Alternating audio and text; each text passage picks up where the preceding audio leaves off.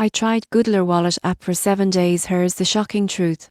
When I downloaded the GoodDollar wallet app, I thought it was just another crypto wallet. But after 7 days of using it, I discovered something shocking. This app isn't about trading or investing. It's about giving everyone access to digital income. GoodDollar is part of a movement called Universal Basic Income, or UB. Every day, the app distributes small amounts of free crypto to its users, not as a gimmick, but as a real project built on the blockchain. The idea is simple: create a more inclusive financial system by using DeFi to fund daily income for people around the world.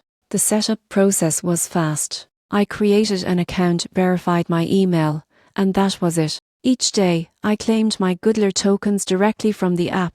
It only took seconds. What's interesting is that the tokens come from yield generated by DeFi investors, people who stake assets in protocols like OV. Their interest helps fund the daily payouts for users like me. Over the week, I noticed how smooth and lightweight the app feels. No complex setup, no confusing charts. Just a simple way to earn crypto every day. Of course, GoodDollar tokens aren't meant to make you rich, their value is small. But the concept behind it is powerful. It's proof that blockchain can support fairness, not just profit. The downside?